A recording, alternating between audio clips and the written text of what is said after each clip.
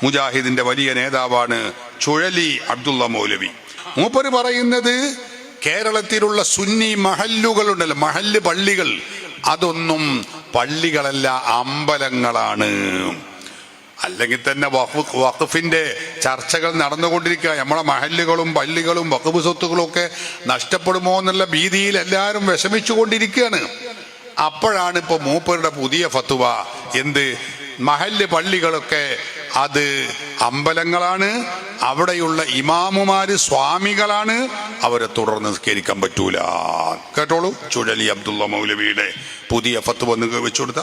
പിന്നെ ഇങ്ങനെ മുസ്ലിമെയാണ് ഈ വഹാബികൾ ഗാഫറാക്കുന്നത്, മുസ്ലിമെയാണ് മുശ്രിക്കാക്കുന്നത്, നിസ്കരിക്കുന്ന ആളല്ലേ നോക്കും. ഇല്ല, വല്ലാഹി ഇവർ മുസ്ലിം അല്ല. കണ്ടോ, അവർ നിസ്കരിക്കും. ഇതാ സല്ല വസാമ വസക്ക, നിസ്കരിച്ചാലും ശരി, നോമ്പോറ്റാലും ശരി, സക്കാത്ത് കൊടുത്താലും ശരി, ബക്കത്തോറ്റ് ഹജ്ജ് ചെയ്താലും ശരി, ഇവർ ഷഹാദത്ത് ബാത്തിലാക്കിയവരാണ്. ഇവരെ മുസ്ലിമായിട്ട് പരിഗണിക്കാൻ പറ്റുകയില്ല. അതുകൊണ്ട് തന്നെ ഇവിടുത്തെ മഹല്ല് പള്ളികളിൽ കയറി അവിടുത്തെ ഇമാമിനെ തുറന്ന് നിസ്കരിക്കാൻ പറ്റുകയില്ല, തീർച്ചയായിട്ടും പറ്റുകയില്ല. അവർ ശിഹാക്കളാണ്. കുത്തുബത്ത് കഴിക്കുന്ന പള്ളി വല്ലാഹി അമ്പലമാണ്, അതിന് പള്ളി എന്ന് പറയില്ല. അമ്പലത്തിൽ കയറിയിട്ട് നിസ്കരിക്കുന്നതിന് തുല്യമാണ് കുത്തുബത്ത് കഴിക്കുന്ന പള്ളി കയറിയിട്ട് നിസ്കരിക്കുന്നത്. അമ്പലത്തിലെ സാമിനെ തുറന്ന് നിസ്കരിക്കുന്നതിന് തുല്യമാണ് കുത്തുബത്ത് കഴിക്കുന്ന ഉസ്താദിനെ തുറന്ന് നിസ്കരിക്കല്. ആ നിസ്കാരം സഹിയാകുകയില്ല, തീർച്ച. അല്ലാഹ്, കേട്ടില്ലങ്ങൾ? ഇതാണ് മുജാഹിദ്.